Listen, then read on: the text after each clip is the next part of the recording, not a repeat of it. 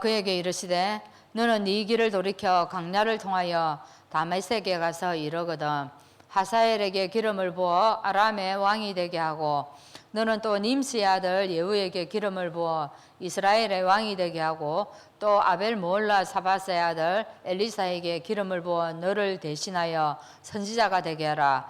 하사엘의 칼을 피하는 자를 예후가 죽일 것이요 예후의 칼을 피하는 자를 엘리사가 죽이리라. 그러나 내가 이스라엘 가운데에 7,000명을 남기리니 다 바알에게 무릎을 꿇지 아니하고 다 바알에게 입맞추지 아니한 자니라. 아멘. 284장 찬양하시고 황덕임 권사님 기도하시겠습니다. 284장입니다.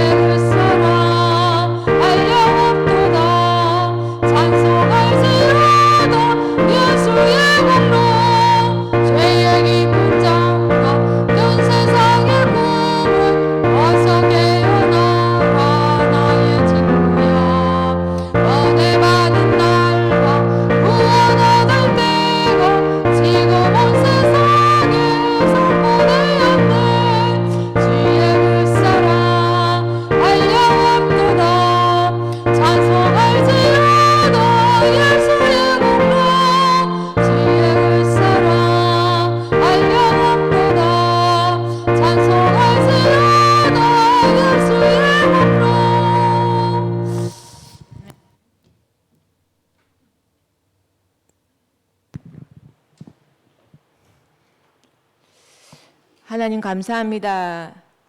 이 땅의 영적 저주 문제를 해결하기 위해서 우리 구원자 되신 예수 그리스도를 찬양합니다.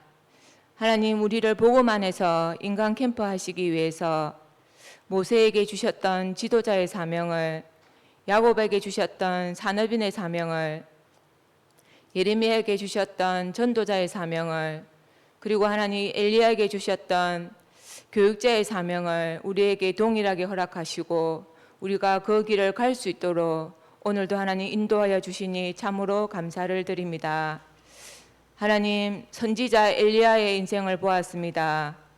갈멜산에서 하나님의 능력을 체험받고 믿음 충만한 엘리야가 자신을 죽이겠다는 그 말 한마디에 또 낙심 가운데 불신앙하는 모습을 볼 때 상황에 따라서 흔들리는 우리의 모습을 또 보게 됩니다. 그러던 하나님 엘리야가 실패 가운데 낙심 가운데 호렙산에서 하나님의 음성을 듣고 또 새 힘을 받고 제자 엘리사를 세우고 곳곳에 하나님 7천 제자의 시스템을 세우는 모습을 또 보게 됩니다. 하나님, 우리 인생에 갈멜산의 성공이 있습니까? 우리 인생에 낙심 가운데 찾아오신 호렙산에서 그 하나님의 음성이 있습니까? 하나님, 우리 인생에서 성공이 복음 안에서는 참된 성공이요, 우리 인생에서 실패는 복음 안에서는 실패가 아니요 참된 축복이 되게 하심을 참으로 감사를 드립니다. 하나님, 우리는 때로는 잘못된 기도를 할 때가 너무나 많음을 이 시간 고백드립니다. 이 어려움이 지나가기를, 아무런 일이 없기를. 그러나 하나님, 우리에게 어려움을 줘서라도 우리의 영적 상태가 믿음의 상태로 변하시기를 원하시는 그 하나님의 절대 언약은 늘 변함이 없고 흔들리지 않는다고 하셨는데, 하나님, 우리가 이 언약의 여정을 넉넉히 걸어갈 수 있도록 이 시간 하나님 새 힘과 새 능력과 영적 지혜로 함께하여 주시옵소서. 하나님, 또 7월에 또 새롭게 하나님 언약 가운데 가정을 출발하는 우리 정병재 집사와 고 사무엘 전도사님의 하는 가정을 축복하여 주시옵소서. 하나님, 그 가정이 후대를 키우고 후대를 살리는 최고의 가정으로 하나님 은혜를 더하여 주시옵소서. 하나님, 또 7월 8월 한 달간 또 우리 렘넌트를 위한 많은 하나님 훈련과 대회가 있습니다. 하나님, 우리 렘넌트들 은혜의 자리에 있게 하시고 은혜 받게 하시고 그 은혜로 하나님 그 삶을 살아갈 수 있도록, 복음으로 하나님 삶을 정비할 수 있도록 이 시간 축복하여 주시옵소서. 하나님, 또 이 교회가 정말 하나님 우리 구원자 되신 예수 그리스도만 찬양하고, 하나님 또 이 강단이 정말 하나님 오직 복음 속에 들어갈 수 있도록 이 시간 축복하여 주시옵소서. 하나님, 세우신 목사님에게 날마다 최고의 은혜와 최고의 성령 충만으로 함께하여 주옵시고, 중목님과 하나님 두 분의 전도사님에게 이유 있는 날마다 은혜로 함께하여 주시옵소서. 하나님, 또 이 시간 우리가 말씀을 들을 때 우리 속에 있는 불신앙을 하나님 치유시켜 주시고, 하나님 받은 말씀을 가지고 또 우리 현장에서 사람 살리는 하는 인생을 하는 축복하여 주시옵소서. 감사를 드렸고 예수 그리스도 이름으로 기도합니다.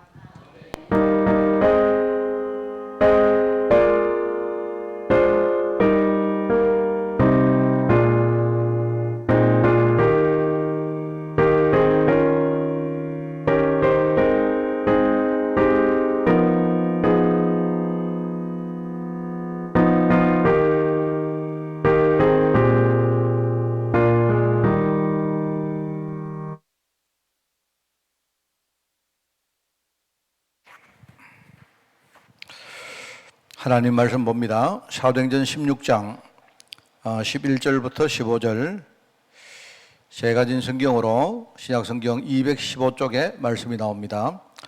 사도행전 16장 11절에서 15절 교독을 합니다. 우리가 드로아에서 배로 떠나 사모드라게로 직행하여 이튿날 네아폴리로 가고,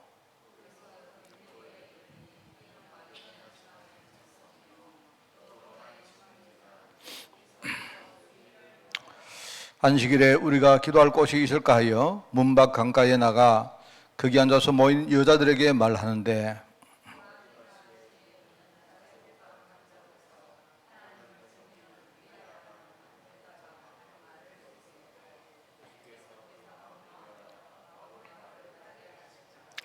어, 15절을 같이 읽습니다. 그와 그 집이 다 세례를 받고 우리에게 청하여 이르되, 만일 나를 주 믿는 자로 알거든 내 집에 들어와 유하라 하고 강변하여 머물게 하니라. 아멘. 자, 오늘 26가입니다. 팀 사역을 통한 전도. 지난주에는 다락방에 대한 이야기했죠.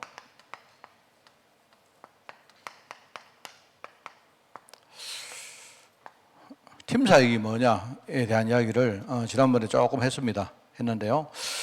사람들이 이거는 다락방이고 이거는 팀 사역이다, 이렇게 하는데 좀 그렇지 않습니다. 그런 게 아니고요.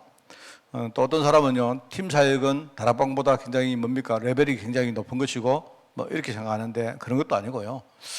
그냥 쉽게 말하면 이런 겁니다. 여러분이 우리가 진짜 복음 누리면 어떻게 된다겠습니까? 내가 진짜 복음 누리면요, 그 다음에 일어나는 많은 아주 정상적인 일들이 있습니다. 실제로 그래요. 내가 진짜 어떤 많은 것들이 현실이 문제가 된다. 솔직히 말하면 내가 복음 못 누려서 그렇습니다. 왜냐니까 하나님 살아계시기 때문에, 그죠? 우리가 진짜 복음을 누리다 보면 많은 것들이 눈에 들어오잖아요. 정말 복음 몰랐던 내 자신이 진짜 좀 너무 안타까워지고, 그죠? 그렇잖아요. 또 반대로 그런 가운데 내가 복음을 깨닫게 되었으니까 얼마나 감사합니까? 하나님이 우리에게 거저 주신 것이고 값없이 주신 것이고, 그죠? 아무런 조건 없이 하나님이 나에게 완전하고 영원하고, 그죠? 뭡니까? 완벽한 그런 구원을 줬는데 대값이 좋은 거 아닙니까? 얼마나 감사합니까? 이런 게 이제 보이는 거죠, 실제로. 옛날에 못 봤던 것들이 이제는 정말 보인다 이 말입니다. 그게 다락방입니다. 그죠? 그때에 내 안에 진짜 믿음이 생기고 많은 것들이 살아나기 시작합니다.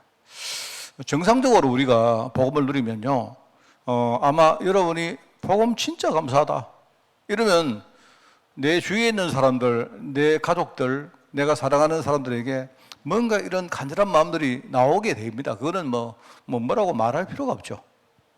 그죠? 그렇습니다. 그래서 제가 이렇게 보면서 이제 그러면 우리가 내 주위 사람들에게 뭐 아주 정당하게 뭡니까? 내가 전도를 한다 이걸 떠나서 내가 정말로 깨달은 이 복음을 우리는 말할 수밖에 없습니다. 그러면 그 사람과 함께 이렇게 뭡니까? 내가 누렸던 이 축복들이 그들에게 전달되어지고 하면서 뭡니까? 이런 축복들을 주고받는 많은 과정들 속에 일어나는 그런 것들이 다락방입니다. 모여도 되고 안 모여도 돼요. 사실은요. 전화를 해도 되고 상관없습니다.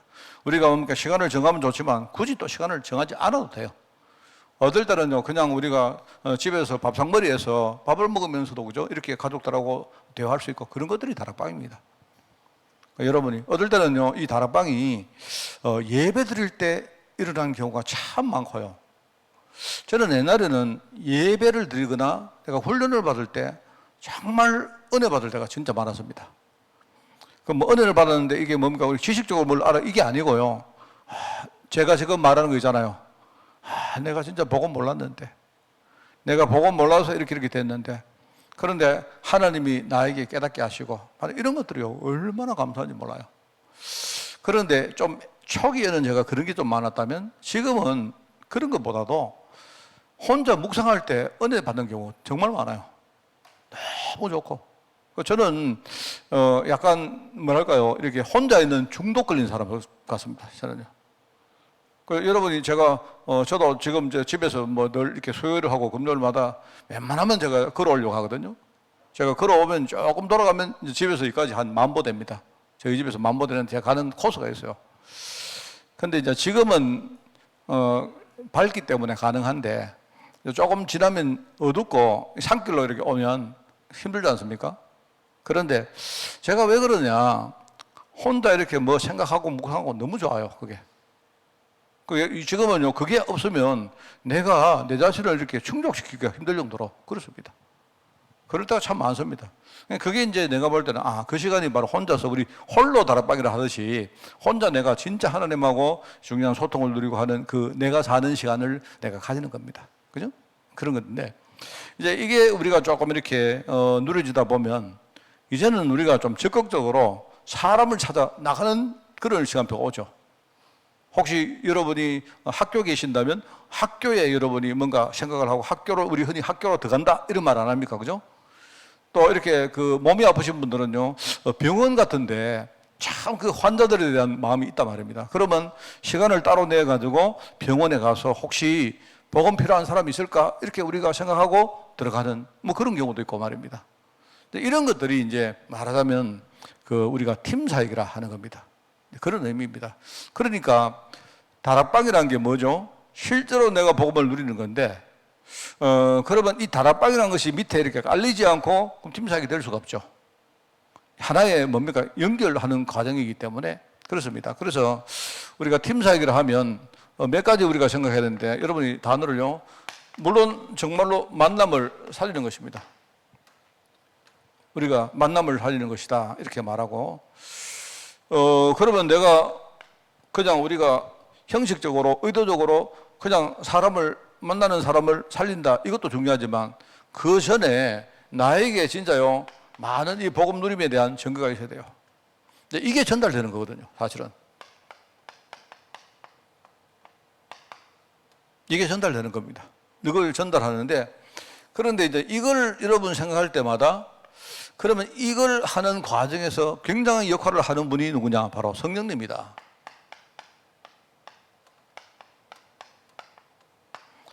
바로 여러분이 요 세 단어를 여러분이 기억하면 돼요. 요게 바로 여기 팀 사역이라 말하는 그 팀 사역의 핵심 단어입니다. 그죠? 자, 그리고 겉으로 볼 때는 우리가 만나는 사람을 우리가 살리는 것이지만, 내가 정말로 복음을 이제는요 굉장히 이렇게 뭡니까 아주 높은 차원으로 내가 누린다. 이제는 이 복음의 많은 열매 증거들이 실제로 내 삶에 있다는 겁니다. 얼마만큼? 넘쳐나서 내가 전달될 만큼 있다는 거예요. 그러면서 이렇게 하시는 분이 누구냐? 성령님이에요. 그렇기 때문에 이걸 안다면요, 우리가 항상 뭐 하죠? 성령께서 오늘 어떤 지역에 보낼 때 여기 왜 보냈을까? 그냥 우리가 좀 습관적으로라도 하나님이 날 여기 보내셨는데, 그럼 성령께서 나를 왜 이쪽으로 인도하셨을까? 여기 누가 있을까? 혹시 내가 놓친 사람이 없을까?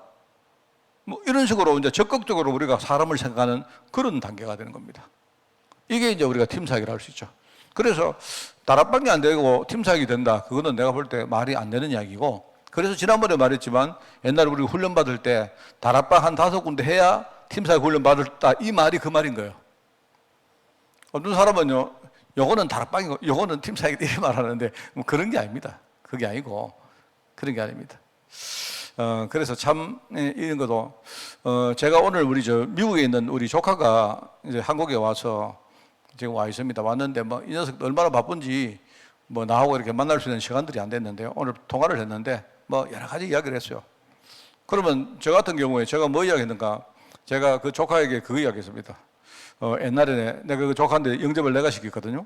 그런데 옛날엔 우리 가정이 정말 참 보고 몰라서 어떻게 살아왔는가 너도 알지 않느냐. 왜냐니까 우리 조카가 우리 누님이 일찌감치 그 이혼을 했습니다. 이혼을 했는데 이혼은 한 개 문제가 아니고요. 뭐 그 우리 매형을 만났는데 막 하여튼 뭐 말을 못할 정도로 막 진짜 문제가 많은 겁니다.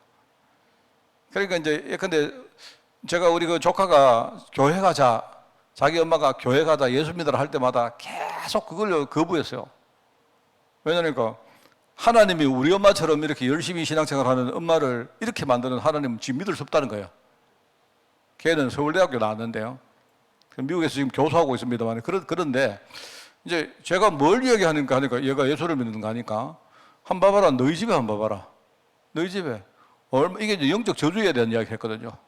네가 그렇게 말하는 그게 본질적으로 영적 저주 아니야. 영적 저주는 뭐냐니까 너희 엄마가 아무리 열심히 신앙생활하고 하나님께 기도하고 부르짖어도 안 되는 게 영적 저주다. 그러면 너희 엄마가 그렇고 기도하기 전에 거기서 먼저 빠져나와야 된다. 제가 그 이야기를 하고 나중에 뭐냐니까 얘가 이제 시집갈 무렵 돼가지고 내가 그 이야기를 했거든요. 너도 나중에 정말로 너 시집 가서 결혼해서 너 정말 엄마의 그런 여러 가지 영적 대물림 너한테 있을 줄 모른다. 거기에 대해서는 네가 뭐 지식적으로 배우고 뭐 잘나고 그런 거 아무 문제 없다. 아무 상관없는 거다. 이러니까 얘가요 그냥 예수를 영접을 하더라고. 그래서 내가 그 이야기를 또 했습니다. 봐봐라, 옛날에는 우리 집에 얼마나 영적으로 우리가 뭔가가 집안이 막 꼬이고 문제 많았고 그랬지 않느냐. 근데 이제는 서서히지만 나는 우리 가문이 바뀐다는 거 내가 알고 있다. 하니까 얘가 지도 동의하는 거 있죠. 근데 정말 신앙생활 잘하고 미국 가 있으니까 내가 뭐 어떻게 컨트롤 잘 못하지만 너는 다른 건 몰라도 그거는 알고 살아야 된다. 네, 그 이야기 했습니다. 그러니까 이제 저는요, 뭐냐니까 제가 우리 가문 복음화라는 이 부분이 저는 굉장히 내 마음에 내가 와 있습니다. 그래서 저는 이렇게 멀리 있는 우리 가족들이지만요, 이 부분이 되어지면 무조건 그 이야기합니다. 막 듣든지 말든지 그 이야기합니다. 내가 그 애가 타고 내 마음속에 어떤 한이 많아요, 사실은. 그래서 그게 뭐냐니까 제가 아까 잠시 그 친구하고 전화를 했지만 그런데요, 내가 그 친구가 팀 사역 한 거죠. 팀 사역을 했는데 근데 그 애가 하나 있는데 외삼촌 목사님 기도해 주세요. 그래 내가 걔 애는 못 듣지만 내가요 저것만 듣는데 내가 잠깐 기도해 줬어요. 정말 저는 내 생각에 우리 가문에 정말 뭡니까 많은 그런 과거와 다른 일들을 저는 마음에 품고 내가 이야기하는 거거든요. 여러분 그게 말하자면 팀 사역입니다. 그런데 이제 한 가지 더 말씀을 드리면요. 팀 사역을 이루어 가시는 주인공은 누구냐? 바로 성령님인데요. 바로 일종의 이제 성령께서 팀 사역을 말하자면요. 전달하는 자와 뭡니까? 어떤 준비된 제자 사이에 우리 캠프하는 일종의 사역자와 준비되어 있는 현장에 준비된 제자 사이에 중요한 연결고리를 하는 분이 바로 성령님입니다. 그죠? 그 성령님인데, 사역자. 늘 말하지만 성령께서 역사하실 때 사역자는요, 캠프하는 사역자는 제가 메시지를 자주 안 합니까? 이 세 가지 눈이 열리기를 원합니다. 이 부분에 작업을 하시는 거예요. 그래서 뭐라 했습니까? 전에 사역자가 캠프라는 눈을 가지고 사람을 보면 뭐가 보인다 했습니까? 하나님이 딱 준비해놓은 절대 제자가 보인다 했죠. 그렇죠? 그 사실은 성령께서 하시는 제일 핵심 사역이 바로 요겁니다. 사역자가 진짜 눈이 열리도록 한 거예요. 그죠? 그리고 캠프라는 눈을 가지고 장소를 보면 하나님이 딱 준비된 일종의 황금어장, 그죠? 절대 현장이 보인다 했죠.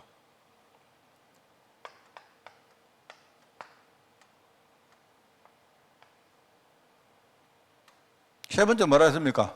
바로 캠프라는 눈을 가지고 사건을 보시면 어떻겠습니까? 그러면요, 하나님이 어떻게 역사하시는가, 그 하나님의 절대 방법이 보인다 했죠. 이게 굉장히 여러분 중요한 말이에요. 여러분이 예컨대 성령 인도를 못 받을 때는 만약에 여러분이 보실 때 나는 우리 집이 너무 싫다. 그죠? 그런데 여러분이 성령 인도를 딱 받으면요, 내가 그렇게 싫어했던 그 우리 집이 내 눈에는 뭡니까? 절대 현장으로 보이는 거예요. 그렇습니다. 그러면 여러분이 가정이 싫은 뭐 여러 가지 이유가 있지 않습니까? 우리 집에는 뭐 부모님이 난 싫어, 뭐 나는 남편이 싫어, 뭐 나는 뭐 우리 뭐 부인이 싫어, 뭐 이유가 아니십니까? 그 왜 싫어? 뭐 이래서 싫어, 저래서 싫어, 그런 거 아니십니까? 어제 제가 신문을 보니까 어떤 그 미국 사람이 미국 사람인가 모르겠습니다만은요, 누가 신문에 보니까 어떤 남자가 부인이 일찍 자는 거를 이해를 못 해준대요. 부인은 뭐냐니까 일찍 자고 일찍 일어나야 되는데 그 이해를 못 하니까 남자가요, 자꾸 이제 부인이 자니까 자꾸 옆에서 막 이렇게 막 괴롭힌다는 거예요. 어느 정도 괴롭혔느냐? 자면 나중에 얼음을 막 몸에다가 막 씹어였는데요. 이래가지고 못 살겠다. 막 이랬다. 참 이상하죠, 그래. 얼음을, 왜 얼음을 넣었을까? 빨리 깨어나가지고 일찍 자지 말고 놀자, 뭐 그런 말인지 몰라도. 그래서 뭐 여러분, 그죠? 참, 그것도 참 힘들겠다 싶습니다. 안 그렇습니까? 우리 남편이 예컨대 막 진짜 이상한 사람도 아닌데 이게 집에 와서요, 내 못하게 말입니다. 더 얼음을 넣어. 그러면 그거 이상하잖아요, 그게. 차라리 진짜 이상한 짓을 하면 너무한데. 근데 그런 겁니다, 여러분. 우리가 진짜 눈을 가지고, 캠프라는 눈을 가지고 보면요, 사실은 그 집이, 우리 집이 그게요, 그게 절대 현장입니다. 그럼 왜 그런 이상한 사람을 하나님 여기 부셨냐? 그게 하나님 하는 방법입니다. 그러니까 여러분이 눈을 바꿔야 돼요. 이게 바로 하나님이 성령께서 하시는 바로 작업입니다. 자, 그러면 이걸 하다 보면 누가 있죠? 현장에 준비된 제자가 있을 거 아닙니까? 이 제자가 어느 날 성령의 인도를 따라서 세 가지가 보입니다. 뭐 아십니까? 그게 세 가지가 보이는 게 뭐냐? 제일 처음에는요, 문제가 보이는 거예요. 아, 이게 문제구나. 이게 먼저 보이는 거예요. 문제가 보여야 그 다음에 뭡니까? 해답이 보이고, 그죠? 그러면 그 다음에 뭡니까? 모든 것이 이유가 보이는 거예요. 이겁니다, 이거. 그게 사실은 성령께서 하시는 작업이 바로 요걸 하는 거예요. 사역자는 이 눈이 열리도록 만들고, 그죠? 이 사역자를 통해서 제자들은요, 요걸 보도록 만드는 거예요. 그럼 이렇게 되어지면 이 사람은 정상적으로 뭡니까? 예수님을 영접하게 되고 하나님 자녀가 되고, 그때부터 뭡니까? 아, 모든 것의 이유가 이랬구나. 이거를 알고요, 이때 이 사람이 진짜 사명을 깨닫는 겁니다. 바로 요게 성경이 하시는 작업입니다. 자, 그래서 우리가 그러면 캠프가 뭐냐 할 때 여러분 그러면 설명할 수 있겠죠. 캠프는 성령께서 요 작업을 하시는데, 요 작업을 하시는 그 중간에 뭐죠? 여러분이 계시는 거예요.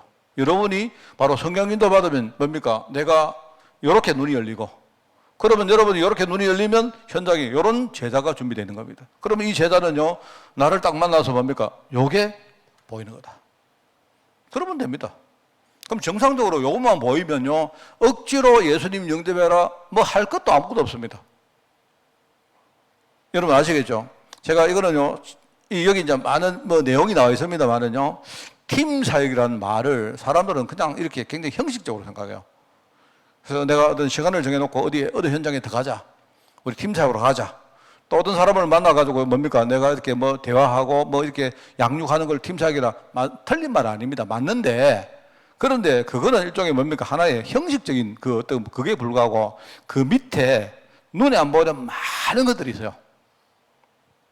그래서 이게 중요한 거예요. 그게 바로 사도행전 16장입니다. 자, 그래서 오늘 여기에 보면요. 구약에 나타난 팀 사역이 많이 있죠. 요셉입니다, 요셉.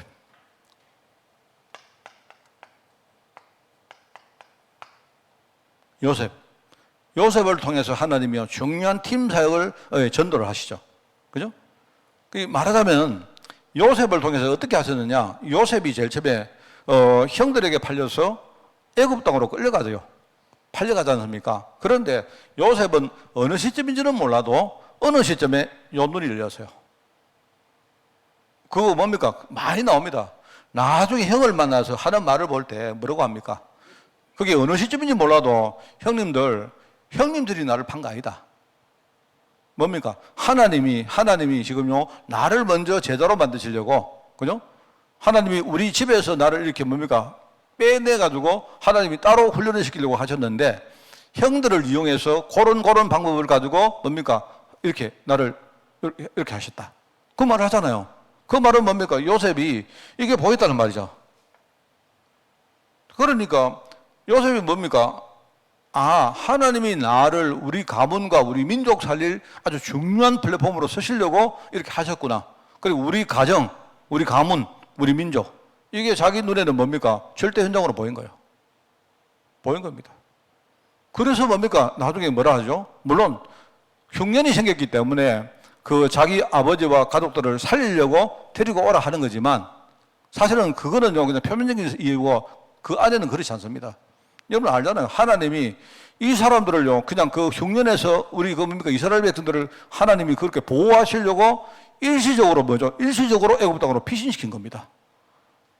먼저 뭡니까? 일종의 선발대 비슷하게 선발대 비슷하게 요셉을 보낸 거예요. 요셉이 그거 알았다는 말입니다. 요셉이 그게 딱 눈에 보이니까 그때부터 뭡니까? 이런 제자들이 막 일어나는 거예요. 그 나오죠. 요셉을 통해서 하나님이 이렇게 하셨는데 바로왕이 뭐라 합니까? 창세기 41장 38절에 뭐 하죠? 이와 같이 하나님의 영에 감동된 사람을 우리가 본 적이 없다. 어찌 찾으리요? 이렇게 말하죠. 이게 보면서 이게 이제 제가 그 의문을 가져봤습니다. 요셉이 있죠. 요셉이 그냥 통치를 잘 했어요. 미리 뭡니까? 흉년을 내다보고, 그죠? 풍년 때에 그냥 저축을 해놨다가 나중에 흉년이 왔을 때, 그죠? 이 사람이 흉년이 왔을 때 그걸 관리를 잘했다는 말 아닙니까? 그거는 뭐 지금으로 우리 다 할 수 있잖아요. 그런데 이 바로왕이 하는 말이, 야, 요셉이 진짜 정치 잘한다. 요셉 이 사람 참 능력이 대단하다. 이렇게 말하는 게 아니고, 뭐라느냐. 바로왕이 하는 말은 이와 같이 하나님의 영에 감동된 사람을 우리가 어떻게 찾으리요? 그 일이 하나님이 하신 일이라는 걸 어떻게 바로가 알았겠습니까? 여러분 신기 안 합니까? 야, 얘는 보니까 관리 참 잘하고 굉장히 지혜롭고 이 사람은 학식도 대단하고 보니까 뭘 맡겨놔도 진짜 통치를 잘하는구나 이렇게 말하는 게 아니에요. 이렇게 한 일이 이게 하나님께서 하신 것이다. 바로입니다. 희한하죠? 그러니까 이게 보였다는 말입니다. 이 사람이 여기 와서 노예로 이렇게 하다가 중간에 수많은 일을 거치면서 뭡니까? 이렇게 여기까지 서게 된 하나님의 이유가 뭔가? 다른 사람이 아니고 바로가 눈에 보여요. 그런 겁니다. 나중에 형들한테 창세기 45장 1절에서 8절 나오죠. 형들에게 얼마나 정확하게 이야기합니까? 형님들 두려워하지 마라 안 합니까? 형님들이 나를 판 것이 아니고 하나님이 우리 민족 전체 살리려고 나를 먼저 여기 보내셨다. 그렇기 때문에 나를 여기 보낸 이는 형님들이 아니고 누구라 합니까? 하나님이시라죠. 하나님. 여러분 참 제가 그 묵상을 하면서 그런 생각이 들어요. 아까 제가 오면서 참 믿음 좋으면 진짜 완전 백전백승이겠다. 난 생각해. 믿음이 진짜 좋으면요 아무것도 문제 안 되겠다 싶고 있죠. 믿음이 우리가 안 좋으니까 문제지. 안 그래요? 진짜 우리가 믿음 가져버리면 안 그래요? 지금 하나님이 역사하시는데 늘 말했지만 하나님의 역사는 어제나 오늘이나 동일하시고, 그죠? 하나님이 이랬다 저랬다 하시는 게 아니잖아요. 여러분이 성경에 보면 하나님 마음이 왔다 갔다 하잖아요. 너희들은 내 이제 자식들 아니다 이러고 말입니다. 난 너 하나님 아니다 이러고, 난 너 버렸다 이러고 말입니다.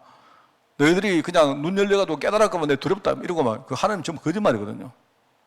하도 못 깨달으니까 아이고 지지리 하면서 말입니다. 니네 이제 집 나가라. 니네 내 자식 아니다. 이렇게 한 거거든요. 그 집 나가려고 하니까 하나님이 또 아니다. 니 내 자식이다. 이러고 말입니다. 하나님의 마음은 똑같아요. 일정해요.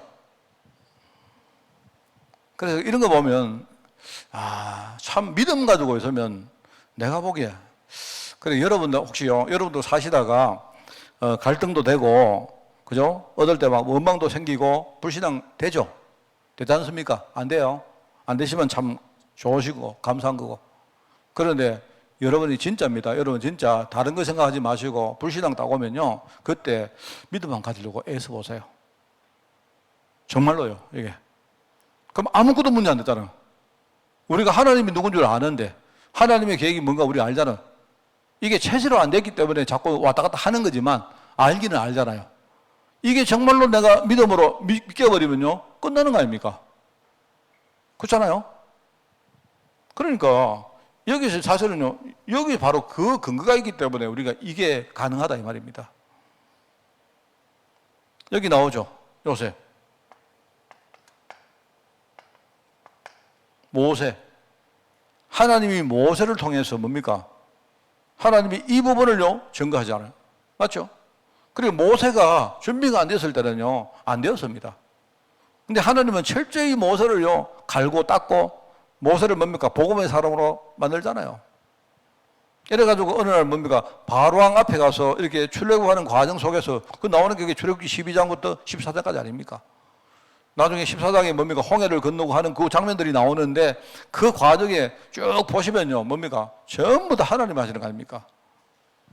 제가 늘 옛날에 말했지만 어릴 때 우리 있죠 저는 정말 그거 내가 이해가 잘 안 가세요.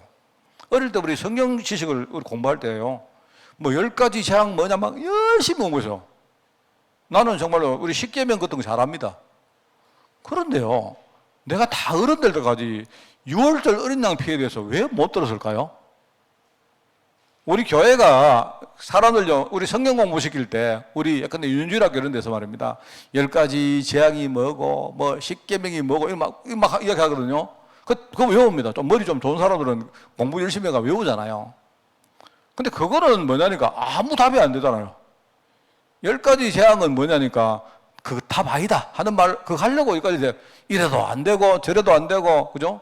10가지 재앙이 닥칠 때마다 바로가 포기하고 이스라엘 백성들을 해방시키고 줬습니까? 안 줬잖아요. 그리고 10가지 재앙은 뭐냐? 세상 방법 가지고 어떤 방법을 써도 안 된다. 흑암이 안 꺾이고 우리는 해방 안 된다 하는 말을 하는 거예요. 그럼 답은 뭡니까? 답은 바로 6월절 어린 양 피 바른 그날, 그죠? 이 사람들이 물론 일시적이나마 빠져나왔죠. 그렇지 않습니까? 광야를 걸어가면서 계속 뭡니까? 제사를 지내면서 결과적으로 뭡니까? 홍해를 딱 건널 때 따라오는 뭡니까? 이 바로 세력들이 완전히 끝났잖아요. 저는 정말 십계명도 마찬가지입니다. 십계명. 여러분 십계명에 대해서 우리 성경 앞입니까? 뒤입니까? 모르겠다만은 뭐 앞인가? 뒤네요. 막 적어놔놓고 우리가 이거 보잖아요. 적어놔놓고 십계명이 뭐다. 십계명은요 아무 의미 없는 이야기입니다. 여러분 아셔야 돼요.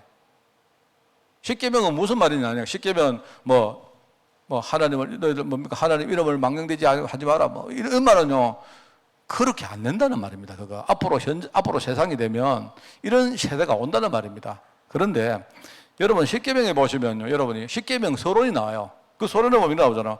하나님이 이 모든 말씀으로 말씀하여 이르시되 나는 너를 애굽 땅 종되었던 집에서 인도하여 낸 네 하나님 여호와니라. 이게 답인 거예요, 이게. 근데 우리는 이걸 모르고요. 이걸 모르고 어떤 성경에는 어떤 그 성경 보면요, 이거를 점점점 이렇게 적어놨습니다. 앞에 몇 자 쓰고 뒤에는요, 뒤에 다 안 쓰고 점점점 적어놨다니까요. 이러면서 제일은 너는 나 외에 다른 신을 네게 두지 말라. 이게 뭔 말입니까? 여러분 세상은요 가면 갈수록 앞으로 우상 충만할 겁니다. 그 말입니다. 그 이야기 하는 거예요. 그러니까 앞에 말했던 내가 애굽 땅 종됐던 땅에서 너희를 해방시킨 네 하나님 여호와다 하는 이 언약이 없으면 앞으로 이 세상 못 살아난다 그 이야기 하는 거예요. 알겠습니까?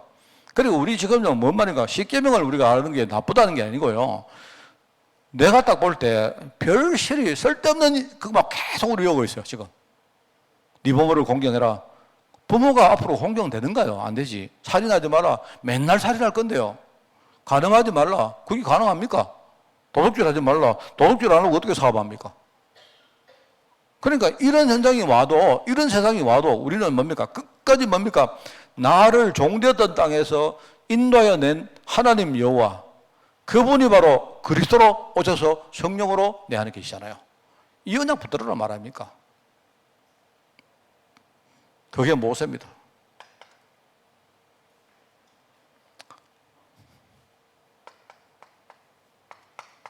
다윗도 마찬가지죠. 다윗. 모세 이야기도 말았네요. 광야를 걸어갔고 나중에 가나안 땅 들어갈 때, 그죠? 여기는 여호수아 이야기 아닙니까? 그죠? 여리고를 정복하고 가나안 7 족속에게 막 소문이 퍼지잖아요. 그렇죠? 그런데 소문이 퍼져봤자 7 족속에게 소문이 퍼져도 이 사람들은 답을 절대로 모릅니다. 답을 알 수가 없어요. 그런 겁니다. 다윗을 통해서도 마찬가지입니다. 사무엘상 17장에 뭐죠? 골리앗과 지금 싸울 때, 그죠? 지금 세상 현장을 보여주는 거 아닙니까? 한번 보세요. 골리앗은 지금요, 기세가 등등한데, 하나님의 백성 이스라엘 민족들은요, 지금 완전히 땅에 떨어져가지고 이러고 있어요. 이런 현장입니다. 여러분이 정말 우리가 흔히 말하는 그리스도와 세계복음화, 이 너무 많이 않습니까? 그리스도와 세계복음화. 나를 살리는 그리스도. 그 그리스도께서 성령으로 내 안에 오셔서 나를요, 다른 사람 살리는 그 일에 바로 세계복음화 237 나라 5천 종족인지 뭐 저희도 안 헤아려서 모르겠는데요. 그 현장에 지금 하나님이 작업을 하고 계신다 아닙니까? 누구를 통해서요? 나를 통해서. 그렇기 때문에 골리앗 같은 이런 뭡니까? 이런 대적들이 쳐들어오는 거는요. 이거는 우리가 끝을 못 냅니다. 이거는 계속돼요. 마귀의 일이 이거는 계속됩니다. 계속되는데 우리는 뭐 하느냐? 진짜 이 다윗처럼 자기가 뭡니까? 자기가 왕이지만 진짜 왕 되신 그리스도. 이 언약을 이야기하고 이 언약을 뭡니까? 그냥 하는 게 아니고 일종의 시스템으로 만들어 가지고요. 뭐죠? 성령을 세워 가지고 오는 우리 후대들에게 계속 이 언약을 물려주는 거예요. 자기는 뭡니까? 이 이야기를 하고 나중에 죽지만 성전을 세워놓고는 뭡니까? 이 성전이 계속 후대들에게 전달되도록 만들어 놓고 자기는요, 천국 가는 거 아닙니까? 이거 외에 길이 없다니까요. 골리앗이 죽으면요, 끝납니까? 아니죠. 골리앗이 죽으면 그 다음에요, 뭐 골리앗이 있는지, 뭐 그 다음에 또 누가 또 있을 끼고요. 우리가 죽는 날까지 계속 됩니다, 이거는요. 내가 죽고 난 다음에도 나와는 관계없지만요, 우리 후대에게 계속 돼요, 이게. 그렇기 때문에 우리는 진짜 복음 아니고 언약 아니거든요. 다른 거 우리는 하면 안 됩니다, 이게.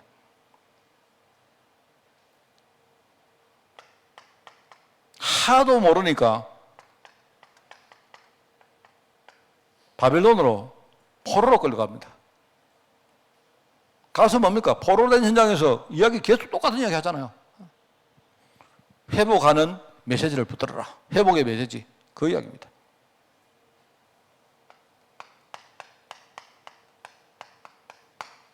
이게 신약시대는 좀 더 구체적으로 팀사역 전도가 나오죠. 그죠? 그게 나옵니다. 사도행전 2장 9절에 보니까 마가다락방.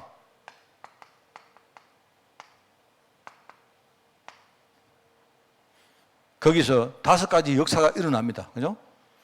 역사가 일어나니까 현장에 많은 증거가 일어나죠. 현장이 바뀌는 증거. 사람들이 막 모일 때도 막 힘이 생기고요.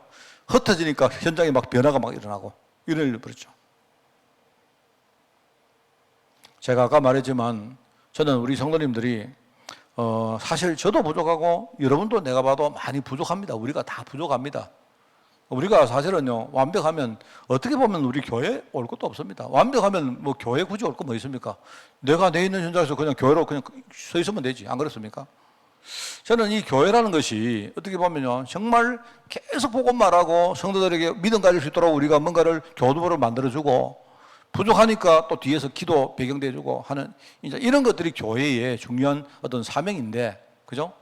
사실은 뭐 어차피 우리가 교회에 모였다면 다른 건 몰라도 진짜 하나님을 믿는 믿음은 우리가 가르치고 전달하고 그래야 되지 않겠습니까? 그렇잖아요? 저는 이거 생각납니다. 그리고 그 믿음 가진 제자, 7 집사. 성령 충만, 믿음 충만, 그죠? 지혜 충만, 또 문 충만입니까? 은혜 충만, 권능 충만, 또 한 가지 뭐 충만이 있었는데. 그런 사람입니다. 그 중에 이제 빌립 같은 사람은 사마리아 갔는데, 사마리아 성에 복음 증거하는 그 일과 또 하나는 뭡니까? 그 뒤에 쭉 나오죠. 빌립이 이디오피아 내시를 만나잖아요. 내시. 참 저는 이게 되게 신기합니다. 정말 뭐 이게 관계가 있는지 없는지 몰라도 제가 이야기 옛날에 안 했습니까? 아프리카라는 나라, 내가 아프리카 역사를요, 제가 아주 두꺼운 책을 하나 읽어봤어요. 굉장히 두꺼운 책인데요. 한 1000페이지가 넘는 책인데, 제가 쭉 읽어보는데, 제가 이제 신기해서 내가 읽어봤어요. 이디오피아라는 나라가 언제부터 이게 기독교 국가였을까 하는 그 이야기입니다. 지금 여러분이 세계적으로 우리가 보면 기독교 종파가 있잖아요. 종파가 있는데 크게는 가톨릭 있고, 그다음에 우리 개신교 있고, 또 하나는 우리 여러분 정교회라는 거 들어봤죠? 정교회. 오스독트라는 정교회인데, 근데 이 정교 안에도 뭡니까? 이렇게 많은 이렇게 종파가 있어요. 그러니까 러시아 정교회, 그다음에 뭐 이렇게 쭉 있는데, 그 중에 이제 에티오피아 정교회라는 정교회가 있습니다. 근데 이 에티오피아 정교회가 의외로 오랫동안, 이게요, 단순히 뭐 그게 아니고요, 굉장히 오랫동안 이 에티오피아 정교회가 있었어요. 그러니까 유일하게 아프리카라는 대륙에 기독교 국가가 나중에 뭡니까? 백인들이 들어와서 기독교 국가를 세우기 전에 원래부터 있었던 기독교 국가는 유일하게 에티오피아밖에 없어요. 그 참 신기하지 않습니까? 물론 이게 진짜인지 가짜인지 뭐 근데 뭐 잘 모르겠는데, 그 성경에 뭐냐니까, 사실은요, 우리가 역사를 보면 백인들이 들어가서 에티오피아 뭡니까? 아프리카에 복음 전하고 했던 때가 언제냐? 그게 언제냐니까 빠르게는 일종의 16세기부터입니다. 16세기. 그러니까 1700년대라고 봐야 돼요. 그거 아니죠. 1500년대라고 봐야 되죠. 그게 빠르게 뭡니까? 빠른 시기가 그렇단 말입니다. 근데 이 에티오피아 정교회는 언제부터 있었는가 하니까요, 이게 로마 시대부터 있었다니까, 이게. 그래가지고 제가 그 성지에 가면 예수님 그 묘지 성묘교회라는 교회가 있습니다. 제가 볼 때는 거기가 예수님 묘는 저는 아니라고 생각하는데, 가톨릭교회에서 옛날에 뭡니까? 그 콘스탄틴 황제가 세운, 그 황제 저금마가 세운 그 뭡니까? 교회가 있어요. 지금도 있는데. 그런데 이제 그 로마 시대 때 그 콘스탄틴 황제 엄마가 그거를 세워놓거든요. 지금 가보면 그렇게 되어 있습니다. 4개 종파에게만, 그죠? 그 성묘교회에 열쇠를 맡겼어요. 이렇게 열쇠를 맡겼는데, 이 4개 종파가 자기들끼리 돌아가면서, 한 달씩 돌아가면서 그 성묘교회를요, 관리를 하고 있어요. 지금도. 근데 그 4개 종파 안에 개신교는 없어요. 왜냐니까 우리는 로마 시대에 이주 다녔으니까. 근데요, 거기에 뭐가 있는 거 아닌가요? 아르메니아 정교회하고 에티오피아 정교회가 있어요. 그러니까 이건 뭐냐니까, 굉장히 오래전부터 이 에티오피아 교회, 이 뭡니까? 거기에 기독교 세력이 있었다는 말 아닙니까? 되게 신기하지 않습니까? 만약에 진짜인지 가짜인지 몰라도 빌립이, 성경에 보면요, 빌립이, 이게 이제 빌립이 사역했을 때가 우리가 역사적으로 말할 때 1세기니까 지금부터 2000년 전이다 말입니다. 그때에 빌립이 에티오피아 내시를 만나서 복음을 전했는데, 그랬을까? 저는 그런 거 되게 궁금합니다. 저는 알 수는 없는데요. 내가 진짜 좀 학식이 뛰어나면 공부 좀 해보고 싶어요, 정말. 그 신기하더라니까요. 여러분 한번 보세요. 다른 그 뭡니까? 다른 데는요, 전부 다 뭡니까? 전부 다 기독교 그거 아니잖아요. 나중에 백인들이 들어가서 기독교 전파했다. 리빙스턴 이런 사람 이야기 안 들었습니까? 그런데요, 신기합니다, 이 나라가. 그러다 보니까 희한하게 에티오피아만요, 원래부터 에티오피아는 지금까지 식민지가 된 적이 한 번도 없어요. 보시라니까요. 아프리카에서 유일하게 식민지 한 번도 안 된 나라가 있는데 그게 에티오피아입니다. 하여튼 그렇습니다. 저는 생각할 때 관계 있다고 생각해요. 이게. 그러면서 나중에 안디옥 교회 같은 교회가 나오죠. 아까 제가 말했지만 이 빌립이 정말 만약에 빌립이 복음 전하는 그게 그렇게 됐다면요, 이 빌립은 어마어마한 뭡니까? 이 어떤 사역을 한 거예요, 이 사람이. 안 그렇습니까? 안디옥 교회가 나오고, 그 다음에 뭐죠? 여기서 이제 선교하는 팀들이 나오잖아요. 사도행전 13장. 이 사람들이 가서 뭡니까? 빌립보. 거기 오늘 나오는 16장이잖아요. 이 사람들이 데살로니가 17장에 나오죠. 이 사람들이 고린도에 들어가서 복음을 전했는데 이게 뭡니까? 이게 18장에 나오는 것이고 19장에는 뭡니까? 에베소에서 사역한 이게 나온단 말입니다. 이게 내가 볼 때는 어느 시점부터는요, 바울은 하나님이 뭐 자기를 막 어디로 인도해도요, 바울은요 아무것도 안 걸렸을 것 같아. 완전 성령 인도 받고 이 사람은요, 하나님이 뭐 하실까? 감옥에 들어갔는데도 하나님 왜 나 보냈을까? 그거 어떻게 말립니까? 안 그래요? 근데 희한하게 감옥에 들어갔는데 가만히 생각하면서 찬송하고 있는데요, 하나님이 막 역사를 하잖아요. 근데 희한하게 옥문이 열렸는데도 안 나가요. 왜? 하나님이 왜 옥문이 열었을까? 이러고 앉아있다니까요. 참 신기하지. 저는 믿음 좋은 사람하고는 진짜 속이 터져가 못 살지 싶어요. 안 그렇습니까?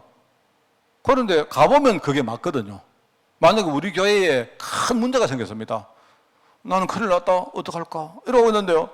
아마 저 같으면 내가 성격이 좀 급한 편이기 때문에 내가 성도들에게 거기에 대해서 이야기를 안 하는 이유는 혹시 내가 이렇게 당황하고 이렇게 뭡니까? 하는 이런 모습을 성도들에게 보이면 성도들이 아마 흔들리지 않을까 싶어서 안 할 것 같아요.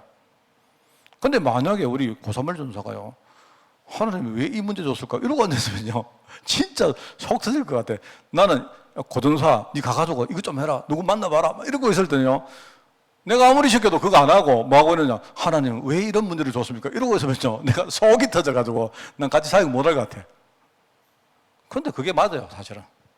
바울은 내가 볼 때 이 시점에는요, 완벽한 성령인도 받을 시점이 된 것 같아요. 자, 그래서 오늘 이제 결론입니다.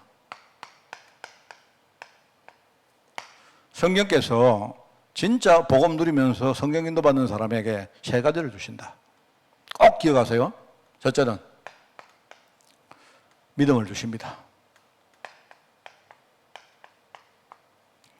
믿음을 주십니다. 내가 그리스도와 함께 십자가에 못 박혔나니, 그죠? 이제는 내가 산 것이 아니라 합니까? 내가 사는 것은 아니고 내 안에, 오직 내 안에 그리스도가 사는 것인데, 이게 이제 이 본론은 아니거든요. 그렇게 되는데, 그런데 내가 지금 육체 가운데 사는 것은 이 말입니다. 내가 죽었는데, 그래 죽었는데 아직도 내가 육체 가운데 살고 있는 것은 뭐냐? 나를 사랑하사 나를 위하여 자기를 버리신 하나님 아들을 믿는 그 믿음 안에서 내가 사는 것이다. 이 말입니다. 알겠습니까? 그러니까 여러분, 나를 버리라. 이 말은 무슨 말입니까? 너를 죽이라. 십자가에 못 박혀라. 이 말은요, 믿음 가지라는 말입니다. 다른 말 안 해요. 내가 그리스도와 함께 십자가에 내가 죽었단 말입니다. 죽었기 때문에 나는 없잖아요. 맞죠? 나는 없잖아요. 나는 없고 내 안에 그리스도가 사는 것인데, 그럼에도 불구하고 나는 지금 살아서 내가 육체 가운데 사는 이유가 뭐냐 이 말입니다. 내가 나를 버리고 나니까 하나님이 나에게 믿음을 주셔서 나는 지금 이 하나님 아들 그리스도를 믿는 그 믿음 안에 내가 사는 것이다. 이렇게 말한 거예요.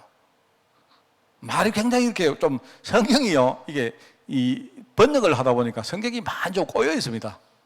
꼬여 있는데 한마디로 말하면 내가 나를 버리고 나를 죽이면 하나님은 성경께서 믿음 주신다 이 말입니다. 그럼 나는 지금부터 믿음으로 산 거야. 믿음으로 사는 거다. 어차피 나는 죽었는데 뭐 내가 계획 세울 거 뭐 있습니까? 하나님 내 인도하는 대로 가면 되지. 난 죽었는데. 안 그래요? 만약에 여러분이 복음 따라가다가 만약에 손해봤다, 억울합니까? 억울할 거 없습니까? 죽었는데 뭘 억울해요? 안 그래요? 하나님 진짜 왜 이러십니까? 이런 말 할 필요 있습니까? 죽은 사람이 뭘 하나님 왜 이러십니까? 이런 기도 왜 합니까? 하나님이 알아서 지금 다 해나가시는데요. 그 죽으라 이 말은 믿음 안에 살아라 이 말입니다.